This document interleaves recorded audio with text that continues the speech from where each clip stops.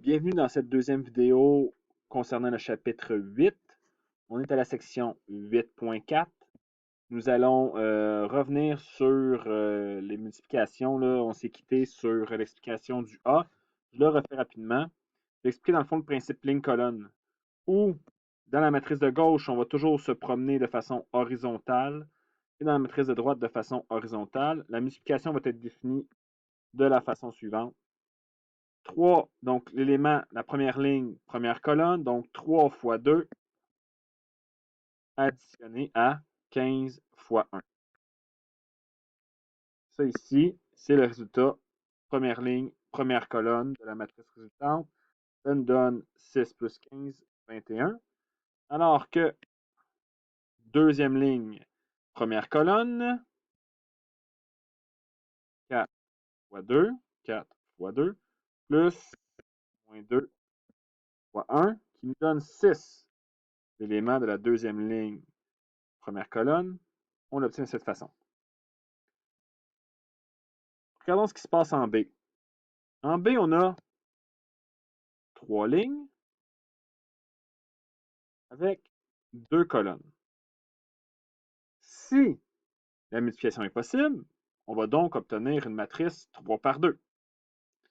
Et là, si on regarde dans la définition, on nous dit que, comme on a une matrice ici, 3 lignes, 2 colonnes, avec une matrice 2 lignes, 2 colonnes, on se rend compte que le nombre de colonnes ici est égal au nombre de lignes là. Donc, on va pouvoir faire la multiplication entre les deux matrices et nous obtiendrons comme résultat, je l'ai dit, une 3 par 2. Alors, il va y avoir 3 au final, là, je rappelle, il va y avoir 3 lignes, 2 colonnes. Donc, premier résultat va être obtenu première ligne avec première colonne. La démarche, donc 4 fois 2 plus 5 fois 1. Ce qui va donner 8 plus 5, 13. Deuxième ligne avec la première colonne, donc 7 fois 2 plus 7 fois 1. Ici, ce serait troisième ligne, première colonne, donc 8 fois 2 plus moins 2 fois 1. Fait que vous voyez ici, c'est toujours les éléments de la première colonne qui reviennent. On fait juste changer de ligne. Donc, l'opération ici, 21. L'opération là, 14. On a fait pour chacune des lignes la première colonne. On fait la même chose, chacune des lignes, mais avec la deuxième colonne, ce qui va nous donner les résultats ici. Donc, 4 fois 3 plus 5 fois moins 2 va nous donner 2. 12 moins 10, 2. Oui. 7 fois 3 plus 7 fois moins 2.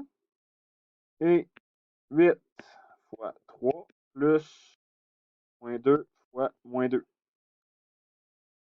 Ça va donner les résultats suivants.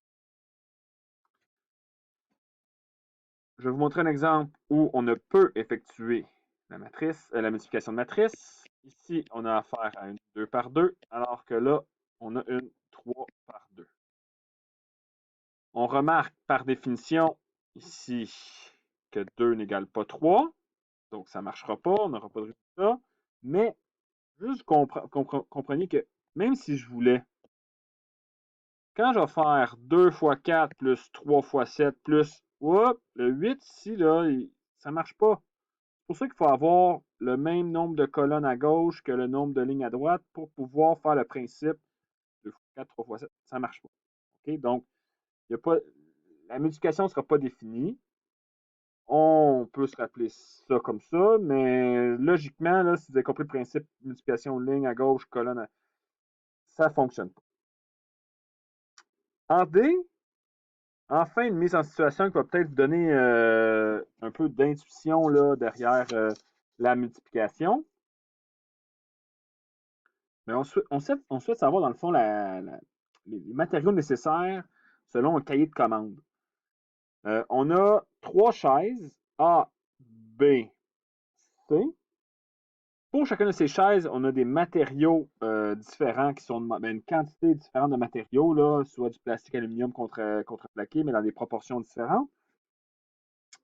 Et pour chacune des chaises, selon le jour de la journée, de la semaine, jour 1, jour 2, on a une commande différente. Donc, si par exemple, on veut savoir au jour 1 dans l'usine quelle est la quantité de plastique que je vais avoir besoin, ben, ce que je dois faire, je dois prendre en compte chacune des chaises. Donc, la quantité de plastique pour la chaise A est de 3. Donc ici, par exemple, je ferais, ben, comme j'en ai besoin de 4 pour le jour 1, je ferai 3 fois 4. Pour la chaise B, j'ai besoin de 7 kilos, puis je dois commander, je dois faire 5 chaises. Donc 7 fois 5. Et là, ben, ici, j'ai 4 kilos de plastique pour la chaise C. J'en demande 6. Donc 4 fois 6. Combien de plastique j'ai besoin? Ben, je dois additionner ces quantités-là. Mais si je faisais le même travail pour l'aluminium, je pourrais peut-être changer de couleur, tiens. Si je fais la même chose pour l'aluminium pour le jour 1, ben, il faudrait que je fasse moins 5 kg fois. J'ai besoin de combien de chaises A déjà? Ben 4.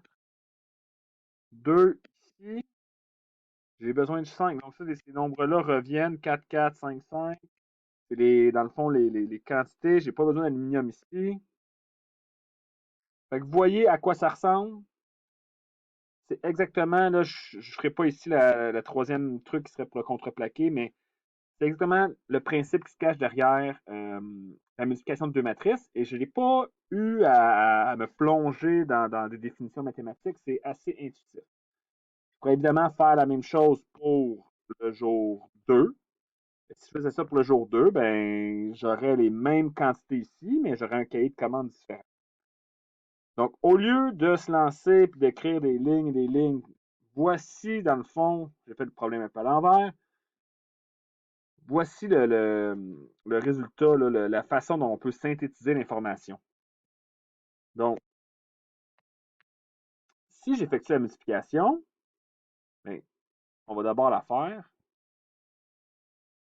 Je vais y aller ici, ligne, colonne. Donc, 3 fois 4, je veux sans faire un petit extrait, 3 fois 4 plus 7 fois 5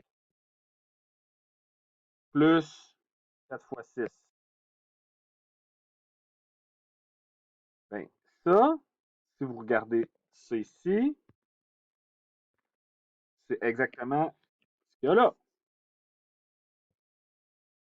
Donc, l'élément 1, 1, on pourrait y aller comme ça. 1, 1, c'est dans le fond, dans ce cas-ci, ben, étant donné qu'on a des matériaux plastiques et qu'on a ici le jour 1, ben, c'est la quantité de plastique que je vais avoir pour le cahier de commande du jour 1. Alors que si je voulais faire le cahier de commande du jour 2 pour le plastique, ben là, je ferais 3 fois 1, 7 fois 2 et 4 fois 3.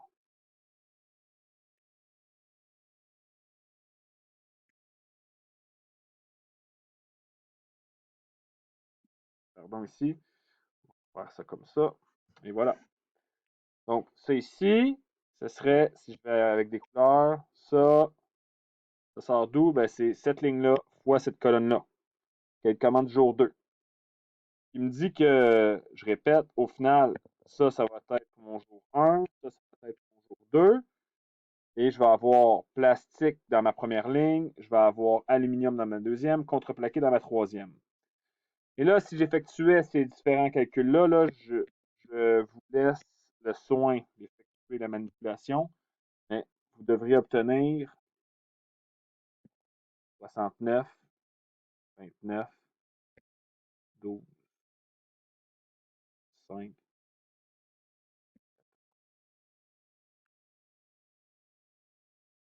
D'accord? Donc, on a une matrice 3 par 2, puisqu'ici, on avait une matrice 3 par 3 multipliée par une matrice 3 par 2. Ça ici, ça fonctionne, ça va. On a bel et bien une matrice C. qui est de 3 par 2. 3 par 2. Et juste comme ça, une petite interprétation, ben, je pourrais dire par exemple ici que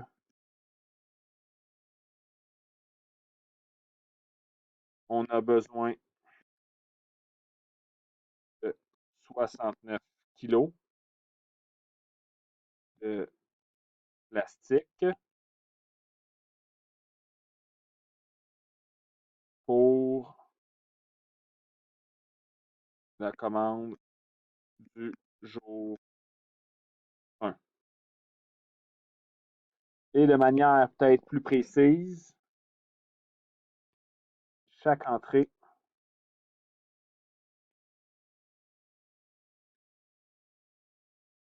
de matrice C qui est 3 par 2 donne la quantité de matériaux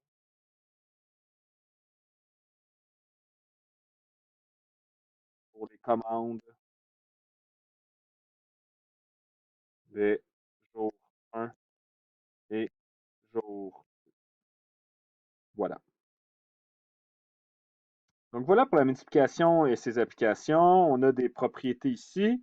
La plus importante, c'est vraiment que vous compreniez, que vous réalisez qu'une matrice, qu'une multiplication de matrice, ce n'est pas commutatif. On ne peut faire A fois B et prétendre que ça va être la même chose que B fois A. Vous l'essayerez. La plupart du temps, ça ne fonctionne pas. On a ici, dans le fond, des exercices qui pourraient être faits là, pour consolider ce que vous avez fait. Je vais vous donner les réponses. Comme ça, vous serez en mesure de vérifier si ça va bien ou pas votre travail. Donc, différentes opérations. Ici, vous devriez obtenir 9, 16, moins 4, 6. D fois C, vous devriez obtenir moins 11. Donc, vous prenez ça en note, vous essayez de le faire. S'il y a un problème, ben, il faudrait que vous me posiez des questions, évidemment, pour être sûr qu'il n'y ait pas de problème par la suite. Donc, voilà pour l'exercice 1. Prenez le temps de peser sur pause s'il le faut. Exercice 2. Bien évidemment, je ne serais pas obligé de faire une multiplication, mais on me demande de faire le travail par multiplication matricielle. Moi, je l'ai résolu comme ça. Je vous laisserai. Au lieu de problème de production, là, ici, dans le fond, ce sont deux cantines, la cantine A, la cantine B, qui, dans le fond, ont des prix différents pour les hot dogs et les frites. Je multiplie par, dans le fond, on a des commandes qui sont différentes. Donc, commande 1, commande 2, 3 hot dogs, une frite pour la commande 1,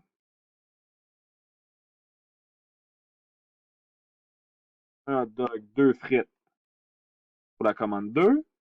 Et si on veut savoir, dans le fond, la question, c'était quel va être le coût pour chacune des commandes selon l'endroit où on l'a fait. Bien là, on effectue notre multiplication. Donc, pour la cantine A, combien va coûter la commande 1? Bien, sachant qu'on a 3 hot dogs, puis ça coûte 1,50 chaque. 3 fois 1,50. Une frite à 3 $. Vous faites la multiplication, vous obtiendrez 7,50. Vous faites la même chose pour la deuxième ligne, donc 1,5 fois 1, 3 fois 2, c'est aussi 5. Et ici, 6,5 et 8. Donc, c'est ce que vous devriez obtenir comme matrice finale. Vous pourriez le faire sans matrice. Hein, c'est pas de, mentalement, c'est pas très compliqué, mais on demande ici de vous exercer à synthétiser l'information sous forme de matrice. Vous en aurez besoin par la suite. Alors voilà, ça conclut le travail sur le chapitre 8, opérations sur matrice. Faites vos exercices, posez-moi des questions. Vous aurez une autre vidéo pour le chapitre 9 sous peu.